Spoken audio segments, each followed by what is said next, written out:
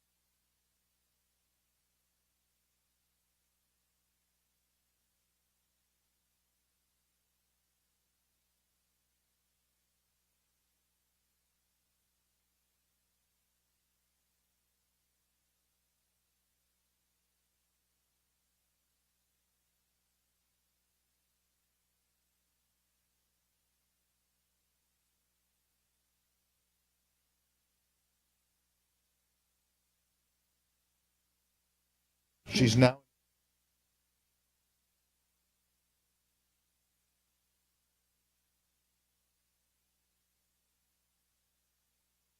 Okay.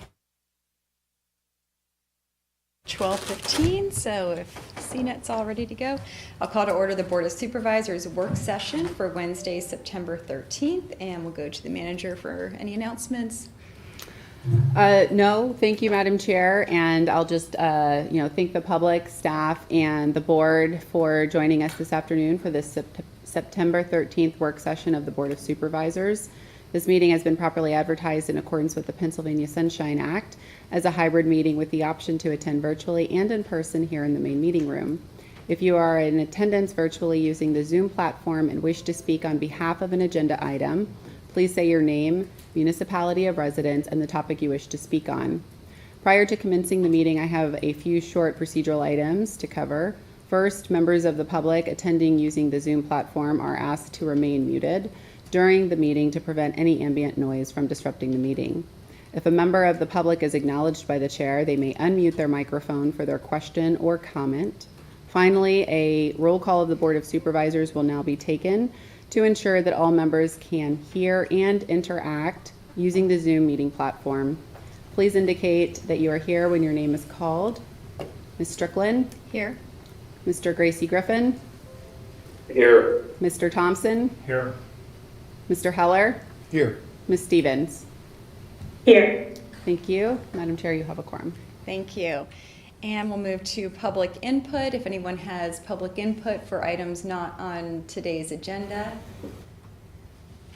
And seeing none, we'll go to new business. And the first item is discussion on proposed amendments to Chapter 22 Subdivision and Land Development and Chapter 27 Zoning for consideration. And we'll go to Jenna Wargo.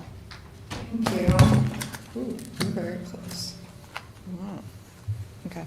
Providing the agenda are the proposed amendments to Chapter 22, 516 Landscaping, Chapter 22, 5C01 General Regulations for Off-Street Parking, 27-207, this is zoning, accessory structures and uses, Chapter 27-205.11, the Village Quick View, and the zoning map amendment that the Pine Grove Mills Small Area Plan Advisory Committee had reviewed and recommended to the Board of Supervisors, I believe at their April meeting. So the proposed amendments to Chapter 22 include amending Section 516 landscaping buffer requirements of lots less than 15,000 square feet, amending regulations for off-street parking and shared parking regulations. The proposed amendments to 27-207 would permit non-residential uses to include dwelling units above the non-residential use, and to allow a museum or an exhibit hall as an accessory use in this area as well. So the proposed amendment to the Village Quick View, it includes the addition of a municipal-owned parking lot and the addition of schools as a conditional use for the Quick View in the Village zoning district. So as we started looking at these amendments that have been honestly identified during land development plans, modification waivers being submitted for lots in Pine Grove Mills. We wanted to address these issues for the village, but then also looking at this holistically, because at the end of the day, there are many lots in Ferguson Township that are small, that can go through land development, that run into the same issues as the property owners in Pine Grove Mills. So the amendments that we have included in here really identify, it's trying to identify all of small lots that have potentially gone through land development plan. We had a recent one in office commercial 4 or 5 years ago. They needed 5 variances because the lot was so small and our ordinances weren't really applicable to development on these small lots. So this is really what this is trying to capture. So it started as a village amendment, and it has kind of expanded into making it easier for development on smaller lots in general. So that is what is included as attachments here. So we start off with landscaping, and essentially it's just to recognize lots that are less than or equal to 15,000 square feet. We're giving them more options as opposed to our 15-foot landscaping buffer, recognizing that they don't have the room to do that. Further down, let's see. Next, we will be looking at the shared parking. So we already have requirements for shared parking. And I would say that they weren't really helping and they weren't really hurting either. So we tried to add some additional stuff in here to make it easier for these smaller lots that are going through development to have more options to utilize shared parking. And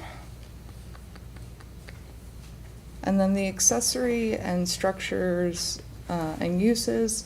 So the one thing that was interesting for the village, we permitted only one dwelling unit to be located above a commercial building, I guess, on the first floor. And really, what we're recommending is to let code dictate how many units can be on those above floors. To limit it to one, we have a lot of non-conforming properties because of that. And it's really just to really take away the one unit, let code dictate how many units can get above there.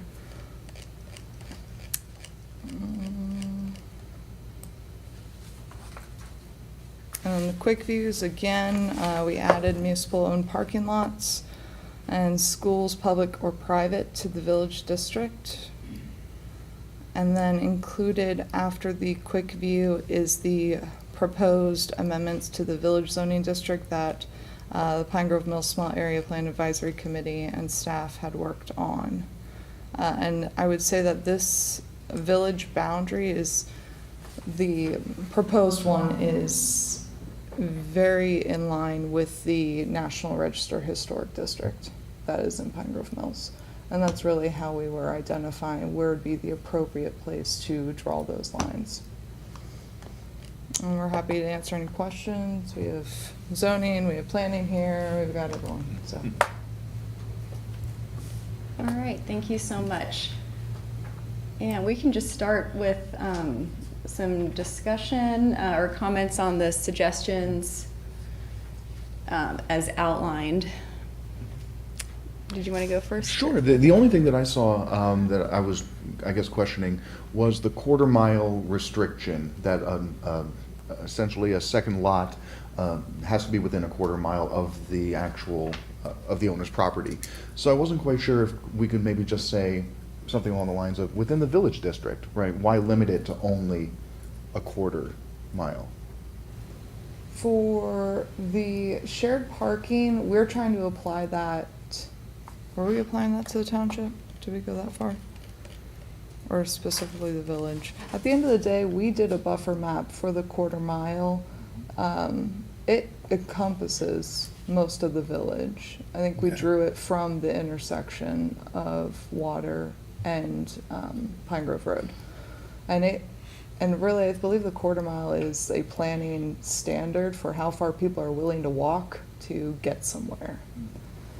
So that's where, for us, that's where we started. If the board is interested in doing more, we're happy to look into that. We didn't want to call out a zoning district with the recognition, well, realizing that there may be commercial or there may be another zoning district, and that was our biggest concern.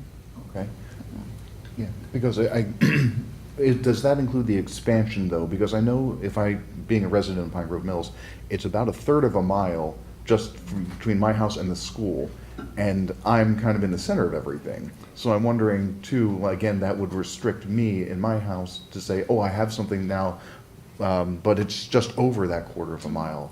So again, I'm just trying to think of, Yeah, I'd say the quarter mile was for the existing boundary when we looked at that buffer requirement. okay. I would probably be, more inclined to either remove it if that was possible and just say within the village zoning district. That was really the main focus for me in this. Okay. And who wants to make comments? Jeremy, go ahead. Don't really have anything much to add. I definitely appreciate your comments, Matt, and want to be able to support what's going to work best for the residents of the village, to enhance their quality of life and their access to in and around the village. Well, thank you for that. And again, it's getting into this idea too, as we think about expanding this, creating potential opportunities for the owners of. One thing that comes to my mind: how would we still have challenges within that zoning district, understanding that that is basically the heart of Ferguson Township's founding, and a lot of existing structures and lots predated the home rule charter and all the other ordinances that have came along since then. That would be one concern of mine. Right. And I think really just it's expanding. So it's tight now, and we're kind of loosening and creating potential opportunities. So I would think that there's probably going to be less of that in the future.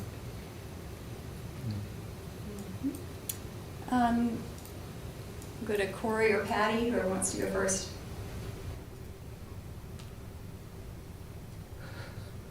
I don't have anything to add. I also have nothing to add. I think this all seems very reasonable. Thanks. Yeah, I really appreciate the shared parking considerations there. I think that's a really positive step for businesses. To add other zoning districts, I think our thought was Naked Egg because they are commercial. Mm-hmm. So if we specify only in the village, that would not be included for the shared parking. I see. Yeah. Mm. So Okay. we're gonna have to look at some of those other neighboring zoning districts to see if there's anything else we need to grab. And then schools, they had been accessory to a place of assembly, is that right, or no? They're just added all together? Schools and daycares? Yeah. Type of thing? That's accessory too. Okay, okay, and now they'll be conditional. So this is really to identify The principal the use. elementary school that we have there. That is R1 right now. That is a permitted use in that zoning district. It's not permitted in the village. And because of the map, we are proposing to expand the boundary to include a portion of that. And the small area plan committee wanted to permit schools to be allowed in village if that's what they wanted to do. Okay, Yes. so they weren't accessory before? I thought they were, okay. You can if you are in a church. Yeah, that's what I or- thought. They yeah, were- But yeah, the okay. standalone school was not. Okay, so my only concern about the suggested changes is the expansion west of the district and the inclusion of the school. So I'm not in favor of that. I think it does make sense with current use to extend up Water Street, to extend eastward. But at this point, based on current uses and input we've received in public comment before, I'm not supportive of that area of extension of the boundary, so that's the extent of my comments there. Oh, the other thing I wanted to ask, there was something in the narrative about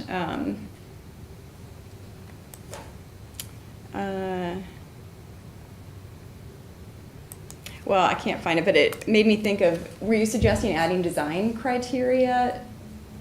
Not at this point. Okay. That is something that we can look into. Design guidelines, that would be in Saldo as well. Because I think that was in the plan, and I think that was a pretty significant, going back to creation of the plan, a pretty significant step.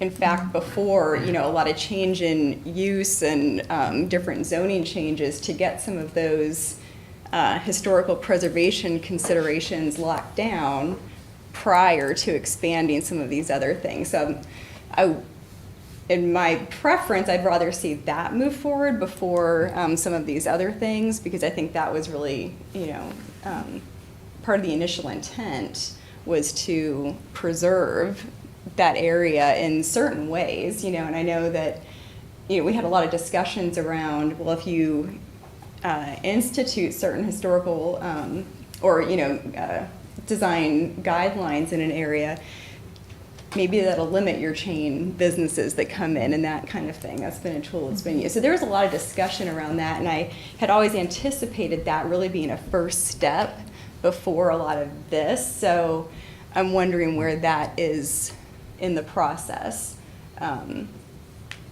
So I would, I'd be in favor of looking at that prior to enacting some of these expansions of uses. So that's the other part of my hesitation here. And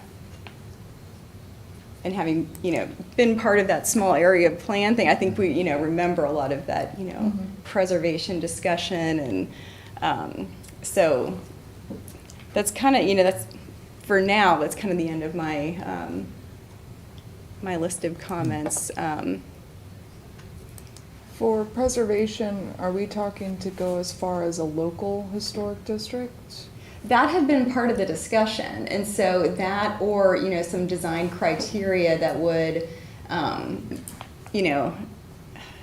maybe be similar to, some other districts around us in the region that have something similar to that, where they're trying to preserve some facades, some characteristics of their existing structures. So, I guess I'd be curious about the And group's discussion that around would that. need to be decided by the board now. So with a local historic district being established, establishing a HARB to do design review of these changes, that I would call it preservation. If there are additions, standard practice is to have more modern additions to really differentiate between the historic fabric of that original building, and it in a way prohibits a lot of significant changes.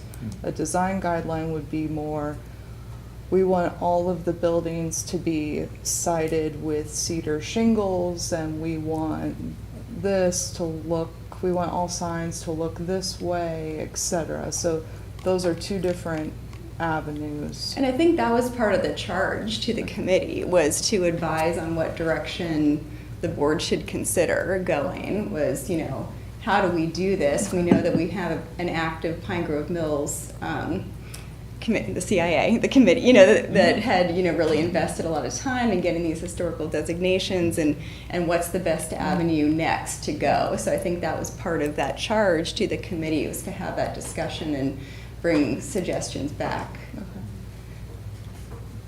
So it sounds like we're going forward maybe with the idea of getting the design guidelines established first, and then reevaluating the expansion of the district. I'm just trying to. That would be my preference. I mean, I'm one out of the group, but that was really my understanding of the charge of the committee, and the steps in the process of of, encouraging growth and development over there was to first have in place protections or some standard of, of whatever, building structure, facades, different kinds of guidelines prior to making changes, because then it's too late to go back, because then you get a plan and that's it. So that had been, really my understanding, so I'm kind of bringing it back to that. So I think my question then is, thinking of the protection and the standards and design guidelines, we had talked in the small area plan, so putting that hat on for a moment, of village overlays or overlay districts. Is that kind of what we would be looking to do here, is create an overlay that would have those design guidelines in there? Because I remember that was a different process for staff to go through and evaluate, as opposed to expanding the district, so. Yeah, again, that was one of the Okay. charges I had understood, was to have that kind of discussion there.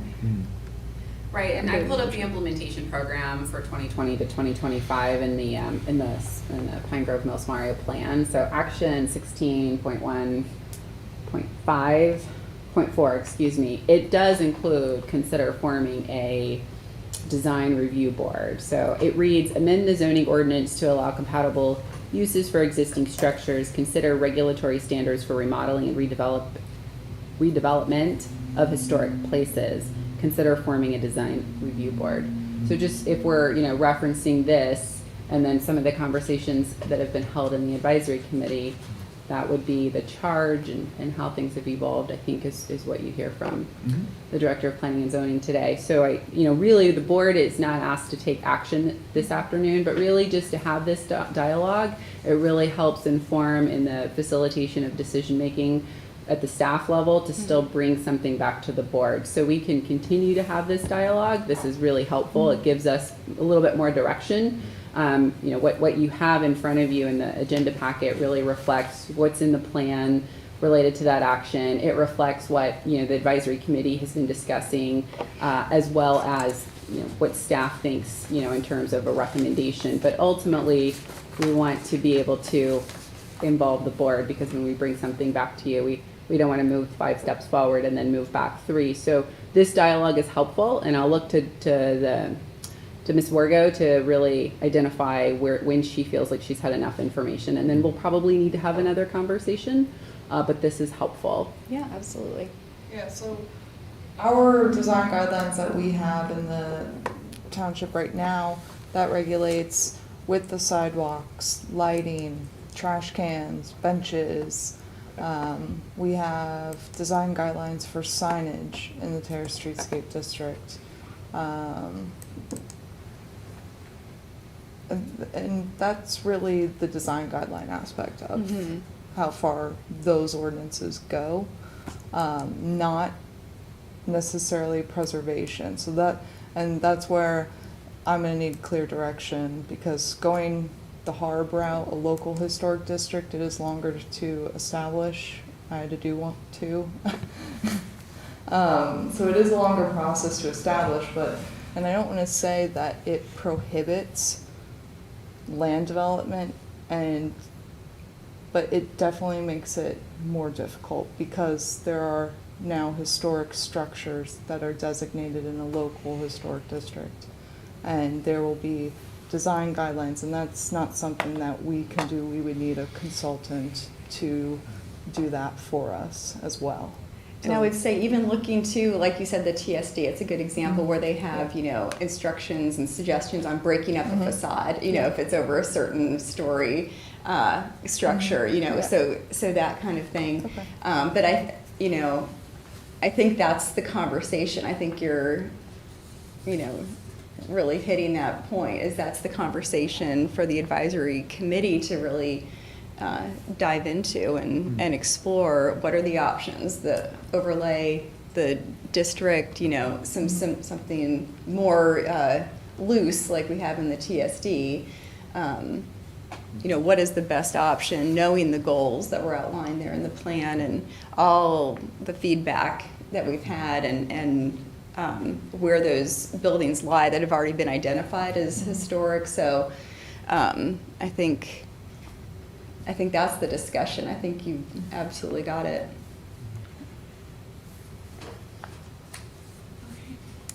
Okay, and I want to make sure I go to public comment too, if there's anybody who had comment on this item before we move on.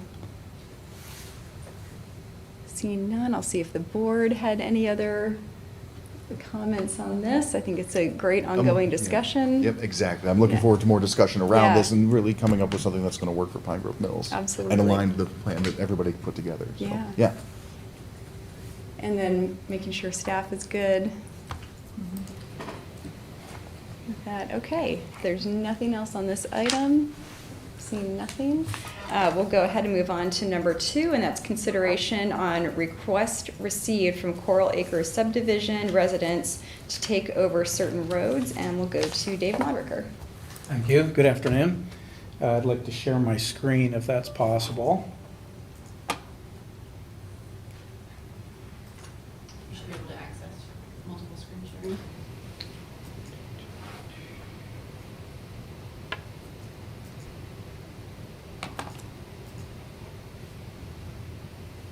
How's that? Okay.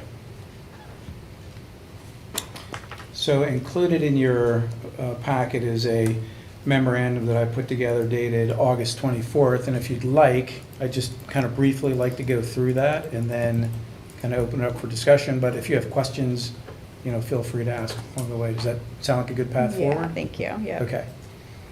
Does everybody have that memo handy? All right. So just as and this is being brought in front of you due to a request by certain residents to take over certain roads in the Coral Acres subdivision. And in particular, when I talk about the Coral Acres subdivision, I'm going to be referring to the southwest section, and that's what's shown on the screen right now.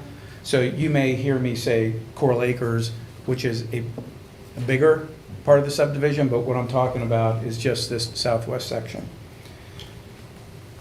So the Coral Acres subdivision, the southwest section, was approved by the Board of Supervisors in September of 1965 and then recorded.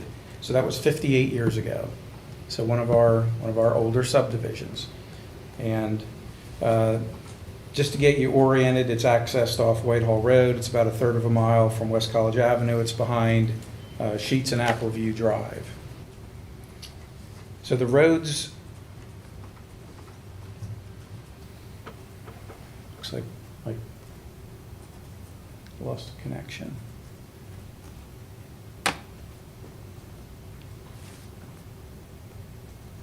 I'm going to try to share again.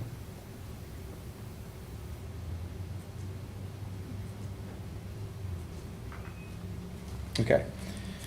The roads were laid out to be public roads with a 50-foot right-of-way, including cul-de-sac. So as you can see on this plan, this is Fur Drive, and at the end was to be a temporary cul-de-sac.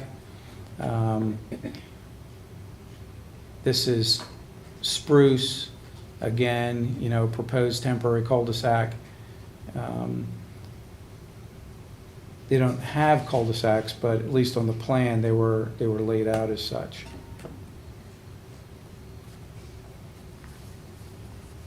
The roads were never dedicated and accepted, and I call them private roads, meaning some people might say, you know, quasi-public, but the roads are for the use and enjoyment of those properties that are included within the subdivision plan that created the roads.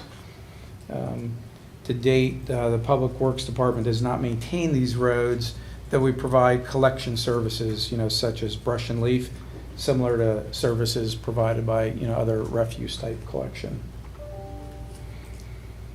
A project that we had some 12 years ago now had us investigate some of the ownership of the roads because we had to run a storm pipe along a section of Fur Drive and Spruce.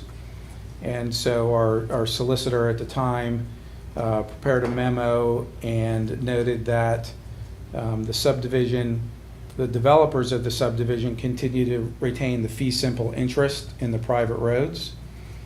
At that time, the private roads belonged to the developer's heirs, Gary Keck and Ralph Keck.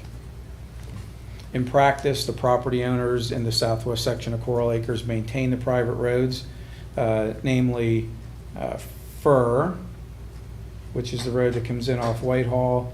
Thence you turn right onto Spruce. And then we have a Coral Circle and an Oakwood Circle. So as far as I understand it, it is the homeowners that take care of maintenance and snow removal. And there's no formal HOA, and to the best of my knowledge, that's the practice since those roads were built. I did a cursory review of the subdivision file plans, indicating that the issue that I'm bringing forward to you today is not a new issue, and there's requests for the township to take over the roads as far back at least as 1986, so some 37 years ago. So kind of what started, our meeting today is in June. I was contacted by Mr. David Swisher of Oakwood Circle. Mr. Swisher's with us here in the audience today, regarding the possibility of the township taking over the roads. I met with Mr. Swisher and some other residents and kind of documented that meeting in a memo that's attached. And the residents are considering, at least some of the residents, considering having this discussion before they commit to having the roads paved on their own. So what's the typical process to take over roads in Ferguson Township? Prior to accepting roads, staff ensures that roads are built to current standards. That could include the construction thickness, the materials, the widths, drainage, shoulder, curbs, inlets, vertical, horizontal alignment, clear zones, all the things that are in our ordinances that make up our road standards. And the proper right-of-way. We would get a deed of dedication that's provided, and then typically on a new road, a maintenance bond. The township engineer reviews the documents along with the solicitor, and then that information is brought forward to the board, and then the board takes action in the form of a formal ordinance, and then the roads are ordained, then the township, Public Works Department maintains them after that point forever. So it's not typical to accept existing roads. It's often very difficult, sometimes cost prohibitive for owners to bring the roads up to standards. There is one mechanism that I have seen that we might want to discuss in my tenure here. In that case, the majority of those roads were in Patton Township, but there is a mechanism, and some of the roads in Ferguson were part of that, and we'll discuss that a little bit further. So I do believe in general it's in the township's best interest for roads to be built to standard and that the township owns and maintains them. I think it's the intent of the current subdivision and land development ordinance that roads and subdivisions be public roads. Public roads are maintained by the Public Works Department, best equipped to do so. Police control, take better enforcement action. It appears that in the case of Coral Acres, that the roads appear to have been intended and laid out to be public, however, were never accepted, and it appears were never built to township standard. It could be that there was a lag in time between when the plan was approved, when the roads were built, and standards perhaps adopted. There would have to be a little bit more investigation to know that for certain. But further in my notes, there are some items to consider. I think what I'll do before I get to those items is skip to what I call number 7, which would be do a more thorough review of the Coral Acre subdivision files. But I did want to note, and I may do this in reverse order, that as far back as 1986, there was a request to waive street standards that were enacted after the subdivision plan was approved, but before the roads were built. a 1979 review by Center Region Planning Commission stating that they believe that the streets in Coral Acres should be public. There's other correspondence indicating that Fur Drive was paved sometime between 76 and 79. And then, a number of letters in the file from, the township engineer at the time and the township manager at the time, talking about the merits of public versus private roads, the process to accept them. And I did find an asphalt core report from Universal Technical in 1991 indicating what, in my words, would be substandard asphalt depths varying from 1.4 inches to 2.7 inches of a bottom course of asphalt, and then 0.8 to 1 inch of a top course. So our current standard is 6 inches of stone, 5 inches of a base course, and 1.5 to about 2.5 inches is what was found, and 1.5 inches of wearing course, and they found somewhere between 0.8 and 1 inch. So I have done some investigation. I have some notes about what you see in the file, just indicating that this isn't a new issue. Really kind of next steps for staff depend on whether or not the board is interested in us kind of continuing this dialogue and investigation. If we were asked to do so, the township engineer would conduct a more formal inspection of the roads, identifying any needs to bring the roads up to a current standard. Next steps would involve putting together, a cost estimate, investigating what would be necessary with regard to engineering or any easements or right-of-way, any of the legal issues, any utility conflicts for construction. Something that has been on the township engineer's to-do list for, I'm going to say, a couple of years, but we have not moved forward, is investigating and considering low-volume road standards.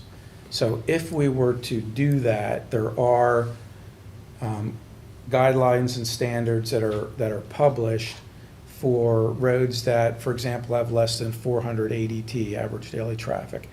And the township engineer could bring that up forward on the work plan, investigate that, bring something in front of the manager and the board for consideration. If you were interested in that, that is something that if it were, ordained or resolved, that there would be a mechanism to consider something less than what are the current standards. Today, when the township engineer looks at a road for acceptance, we look at what our current standards are, and it is difficult, to meet those standards. There is also a potential to consider, and that's what's known as a neighborhood improvement district. And the Homestead Farms Neighborhood Improvement District was established, and that development is mostly in Patton Township. We would certainly want to involve our township solicitor in any process, but the steps that the township engineer would go through to determine what's needed to bring the road up to standard would be very similar, but then there would be a possible agreement with, in the case of Homestead Farms, there was a homeowners association or some type of district that was established. We don't have a homeowner association in Coral Acres, but there would need to be an agreement with some entity or party about the mechanism to pay for those costs to bring the road up to standard, so to speak. So the township engineer would do a cost estimate, there'd be drawings and plans put together, it would be put out to bid by the township would award it to the low bidder, build those improvements with the understanding that the homeowners that benefit from those improvements would then pay back the township through this neighborhood improvement district mechanism over a period of time to be determined by the township, and monies collected by the finance department. So that's the basics of the neighborhood improvement district.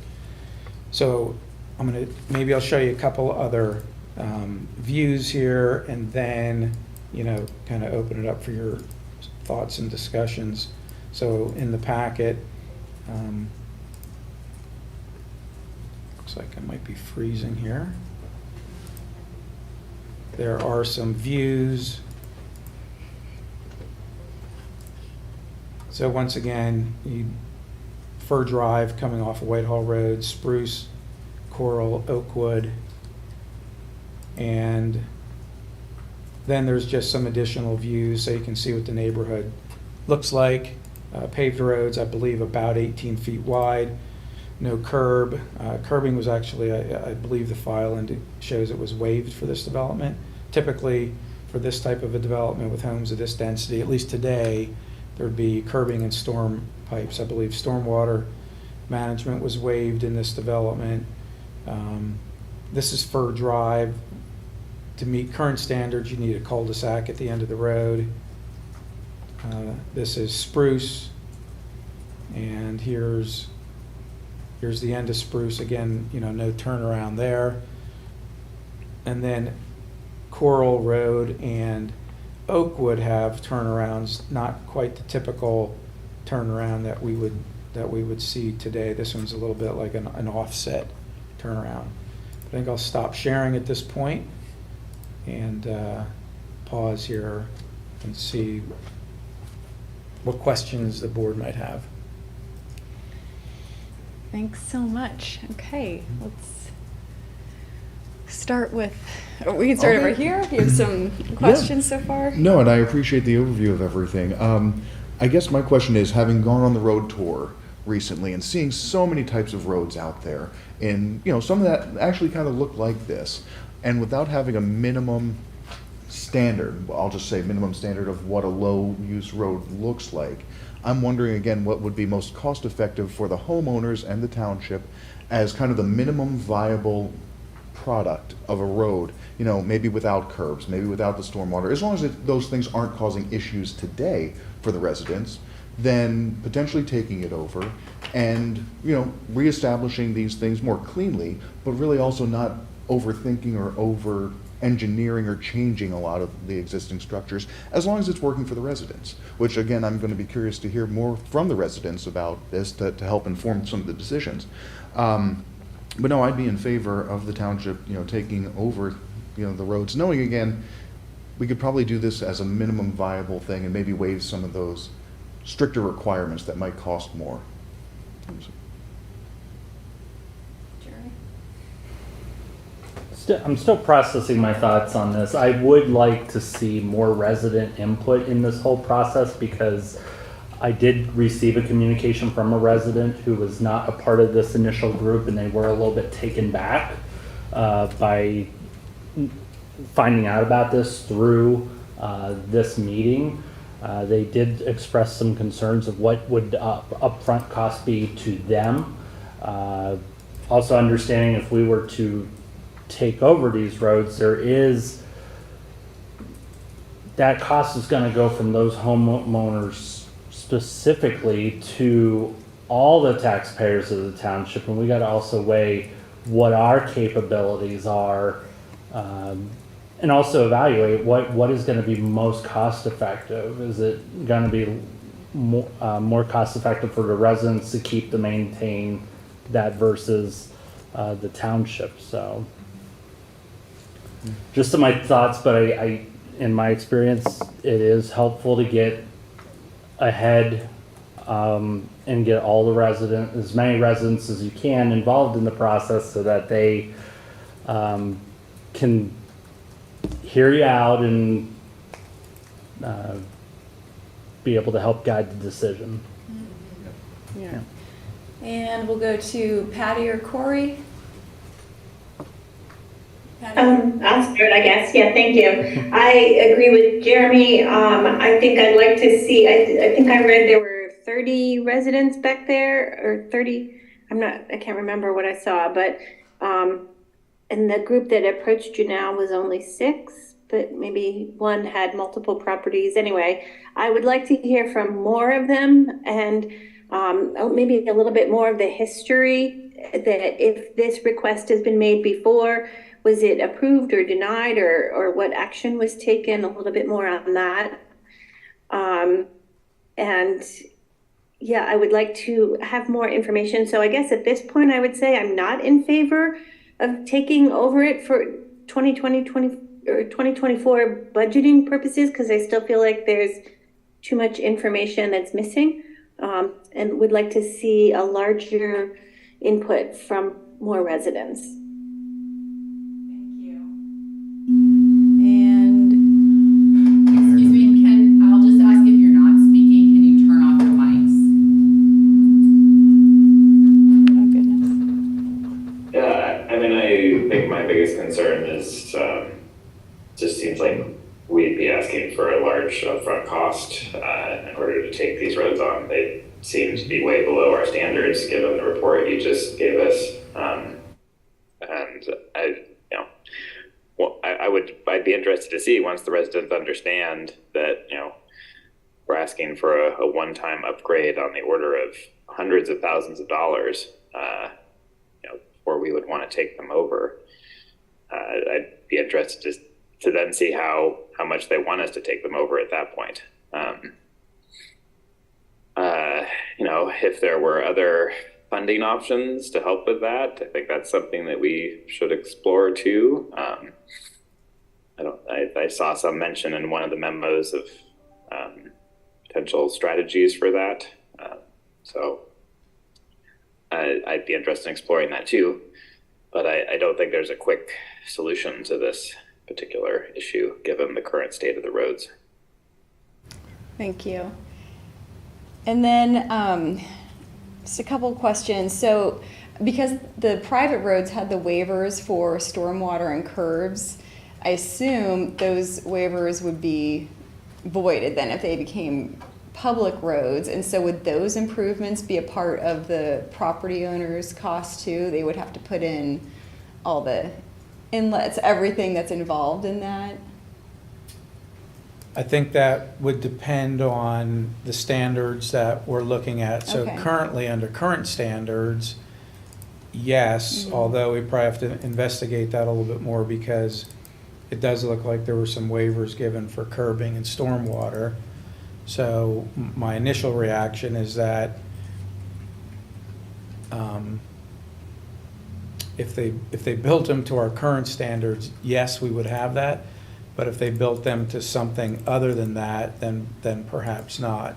And certainly this is just the beginning of a dialogue, and us bringing a request that was brought to us, to the board, to see what kind of next steps we want to take.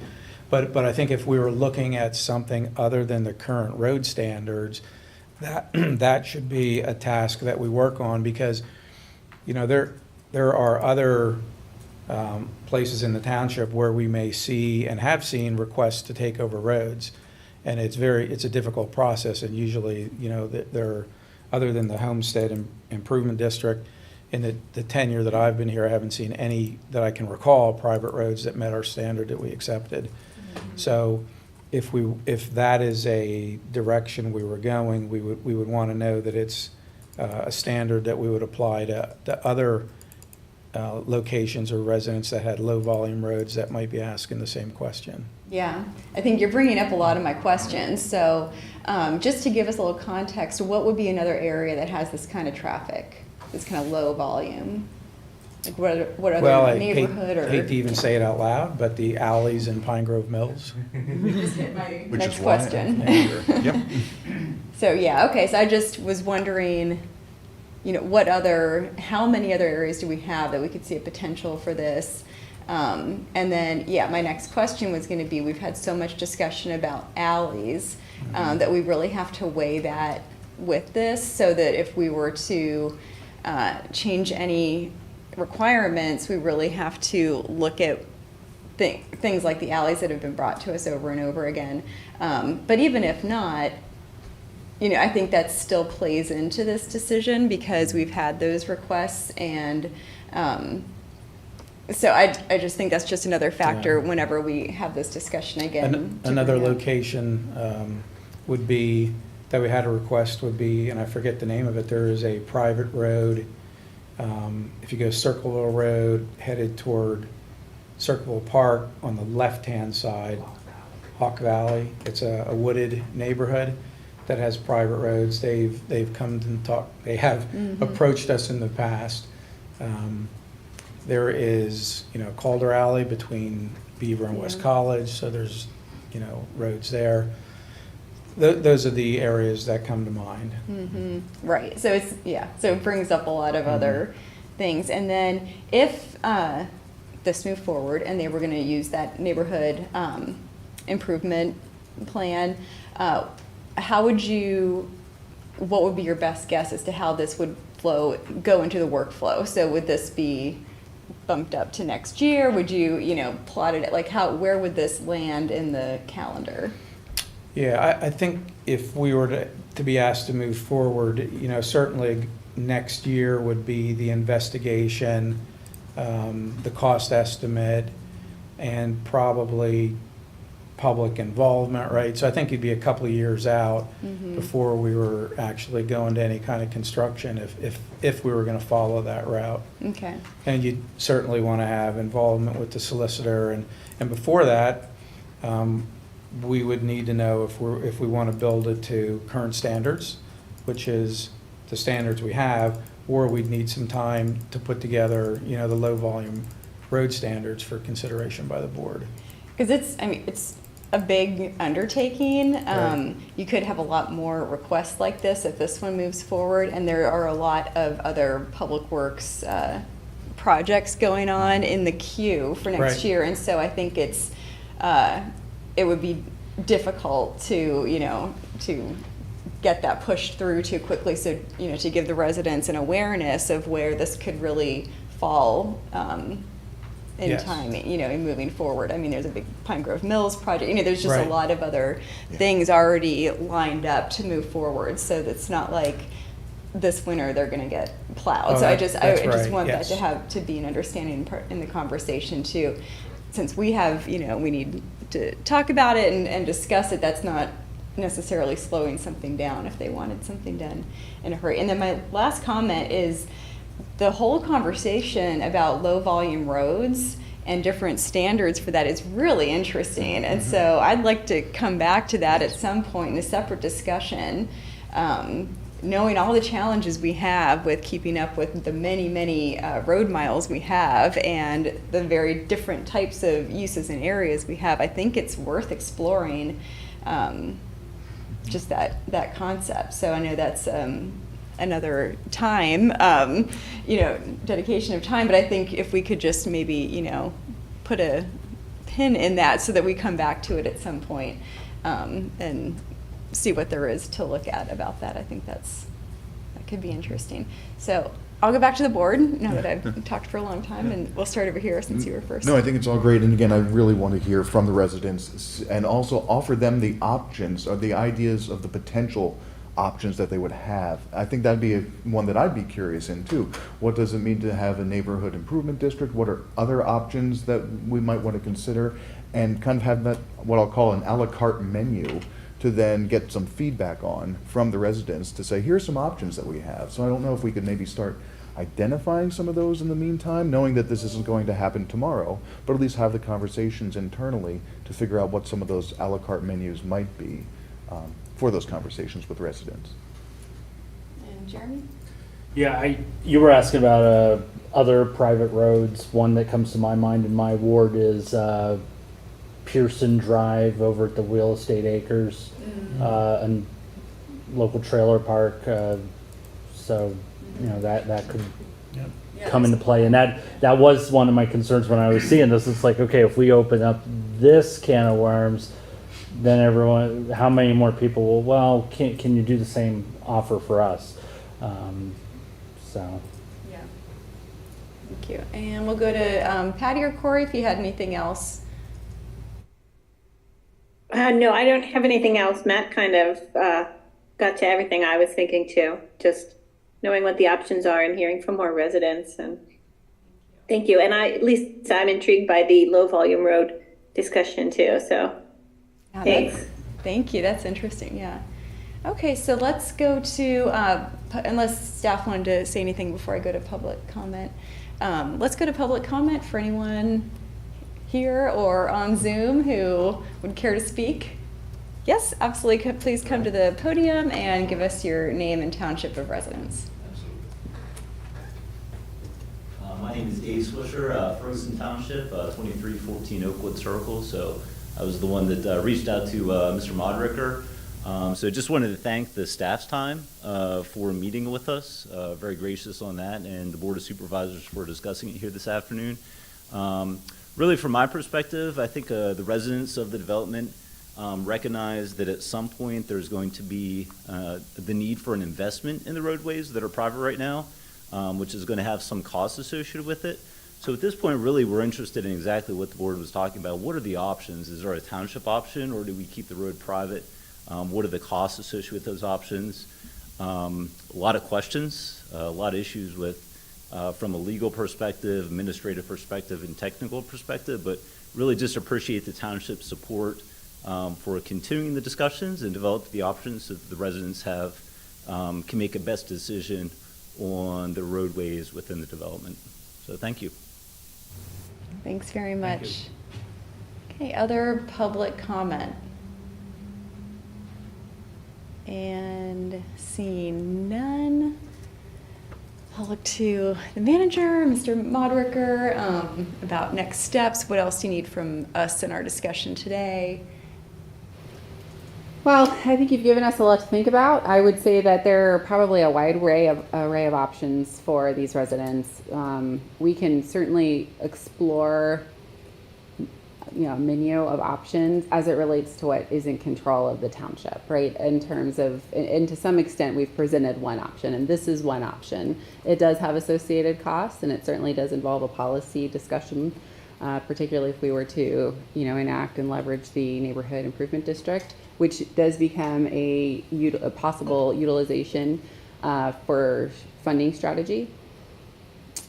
Mr. Modricker and I can continue conversations with other staff to explore, are there other options within the township? I think from what I've also heard is exploring kind of that I don't want to say subpar, but like a different standard for streets in the township that have a different volume of traveled vehicles. And I think that's probably where our conversation will start, because that's already been something that has been discussed and approved in the work plan. So maybe elevating that and seeing where that project takes us in terms of, looking at a menu of options. But I don't know that you're going to see a whole lot of options on the side of the township, right? There are certainly a great deal of options on the side of the residents, and we can provide some assistance as feasible, as in terms of as time permits. But we'll give it some thoughtful consideration and certainly return back and have conversations with the board.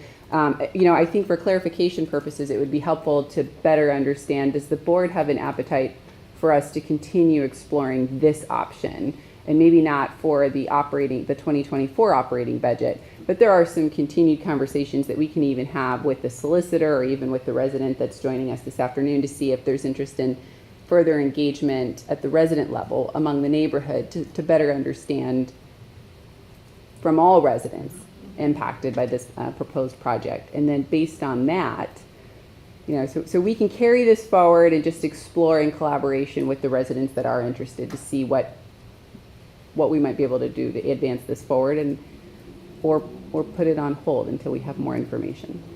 So beyond this, we'd be looking at the township engineer going out and actually looking at the roads, the step 2. Is that what you're indicating? Okay. If I were to break it into steps, it would be considering low volume road standards is one piece of it. And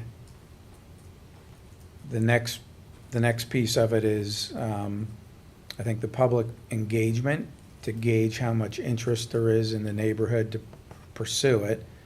And then when the township engineer does his estimate, he could do an estimate for low-volume road standards and an estimate, for current standards.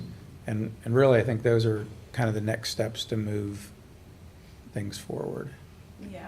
What I'm hearing from the board is definitely the need for more property owner input here, and also interest in really moving slowly and carefully on this.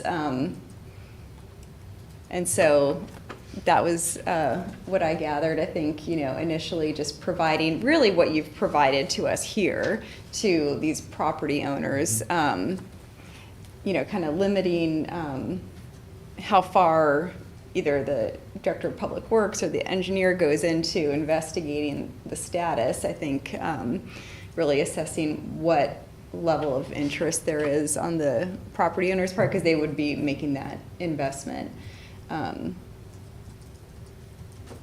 then if staff feels there is, a weighty sense of interest in that, then, we could have another discussion about it and see. So I'm not sensing any interest in moving forward directly to the engineer investigation of this, but instead to really reach out to property owners and see where that level of interest lies.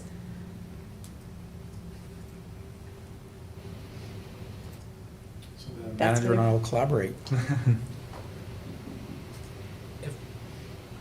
If I may add, definitely supportive of more resident engagement. I do like the idea of options, as long as those are surface level options that aren't going to bog down staff time or run cost. I think public is much more perceptive and able to collaborate when they have information versus just barging in the room and saying, we're going to turn this public tomorrow.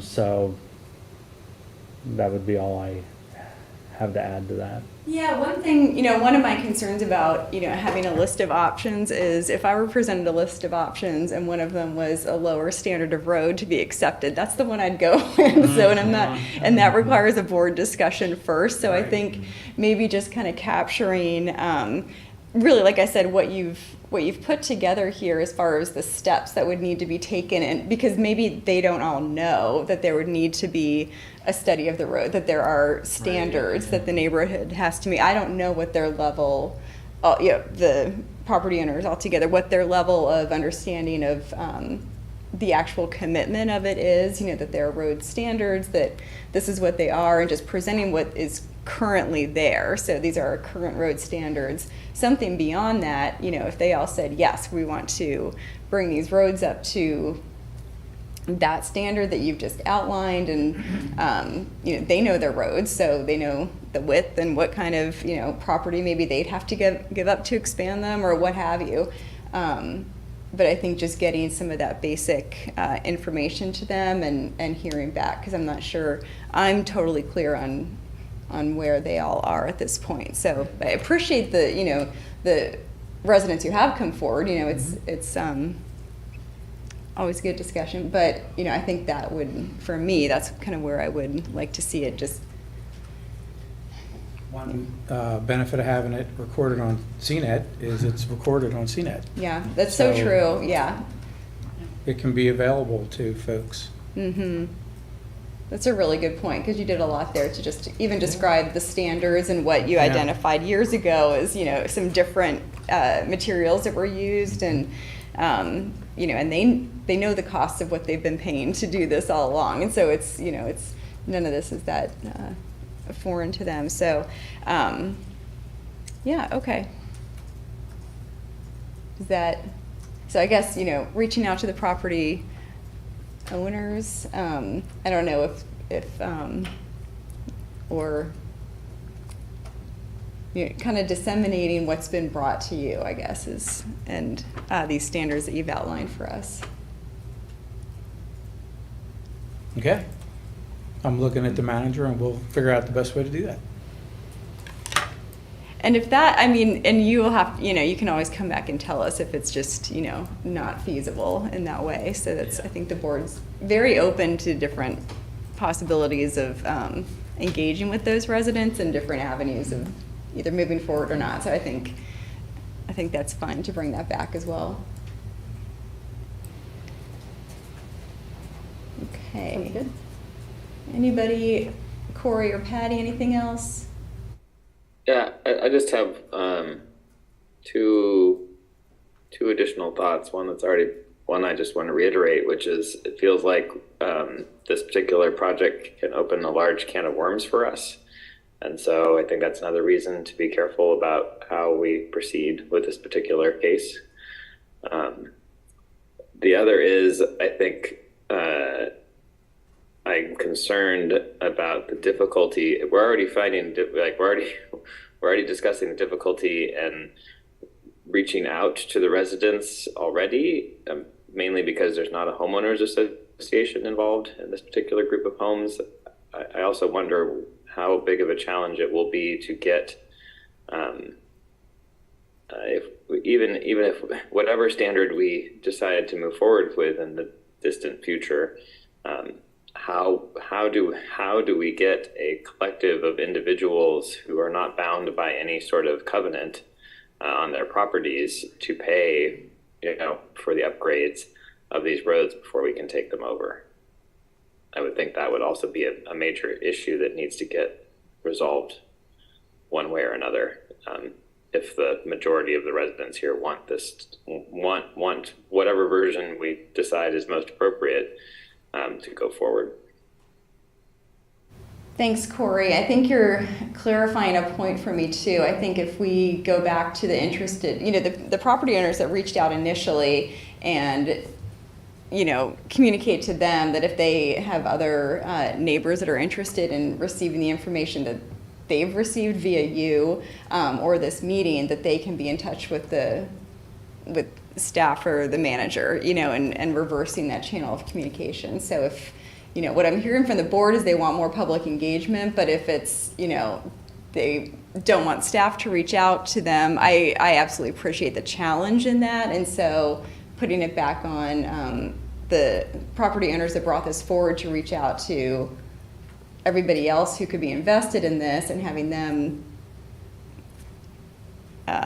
contact staff may be a much more feasible plan. There is a resident in the neighborhood who's not here with us, but he did provide me his contact information as a point of contact to try to reach out to others along with Mr. Swisher. So I can certainly reach out to him and provide the information that we went over today. I think that may be easiest, and then, I think probably conveying that there was just interest from the board and knowing where, what level of interest there is. I think that's where we're at. And then the other point Corey raised, and I think that involves that neighborhood improvement district. And if we wanted Betsy to speak on that, I guess we could, because that would be a separate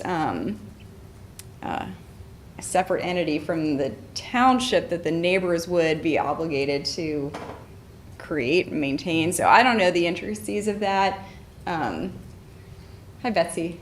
So I don't know if you want to just, give the briefest explanation of what that could mean. Well, it's all by statute.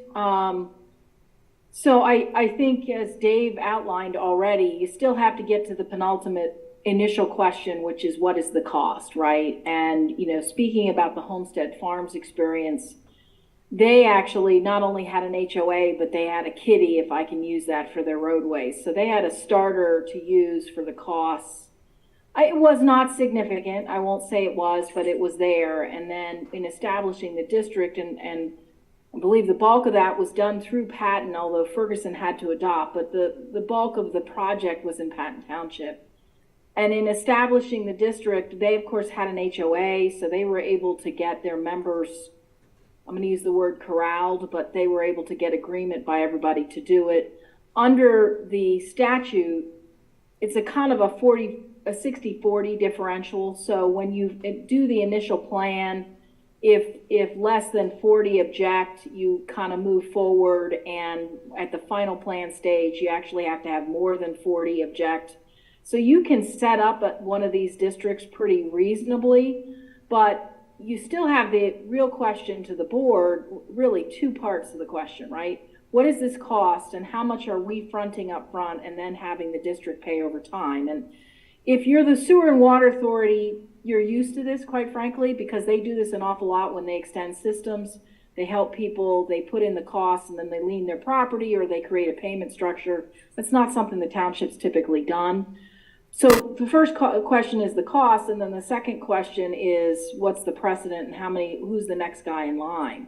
When we met Dave and Ron Seibert and I, you know, the talk about this low volume standard is really probably the first step you need to take, because then that standard can be applied uniformly, it's established, and you can move forward. That doesn't mean you don't talk to these residents and figure out if it's something they want to do. But as several of you have identified, I think you've got other places where folks may come to the table.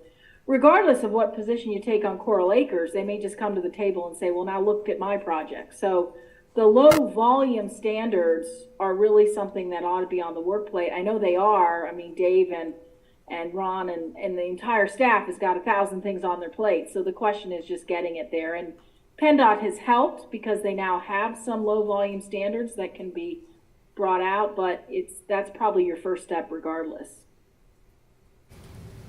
Thank you so much. So I think that's so helpful, and I think that's kind of the way the conversation was going, to look at the low volume standards, share the information that we've been presented with today that Dave's gathered, and yeah, I mean, I think to reiterate what she said, what was said earlier, is that we elevate this work, you know, this task as a priority, and whether you consider it included in this project or separate from this project, it's just an item that we already have on the work plan we need to do, and it would help inform continued discussion at the board level to determine, is there an appetite to pursue this initiative? And perhaps at that point, once we have the low volume standard, it'll help put some cost estimates together to determine if this is the route that the board would like to take. You'll have some numbers. And again, I think what I've heard is that this isn't necessarily something we're trying to put in the 2024 operating budget. So direction from the board would be, you know, an allocation of funds in the next operating budget. And it sounds like we're going to just proceed with, you know, better prioritizing our effort to assess the volume, the standard of the road. And once we have that, we'll be able to put some cost estimates together and bring it back for the board to have a discussion. And then the engagement, of course, as folks reach out to us, we can add names to the list and certainly, you know, hear back from what I'll call champions that are leading the effort in the neighborhood. And we'll look to those champions to really kind of continue that conversation, and we'll receive it.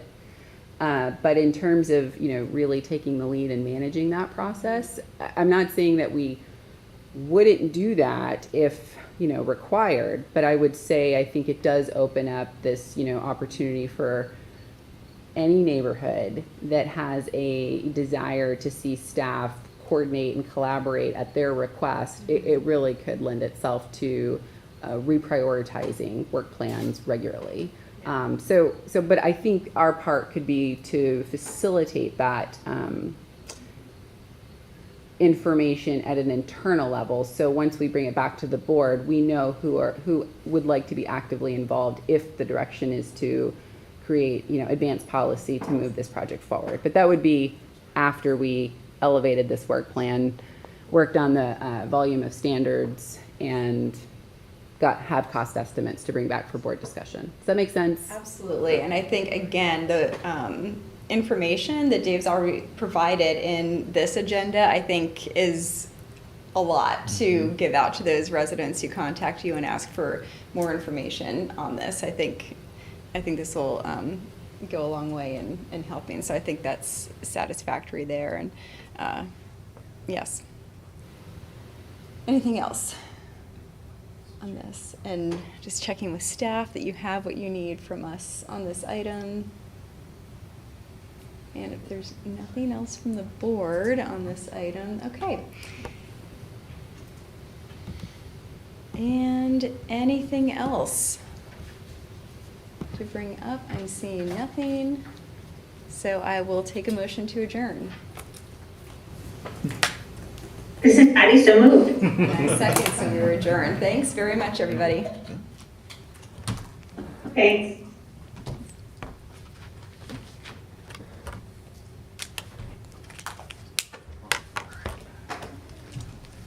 Very good. It's complicated. It seems that way. A lot to weigh. Yeah.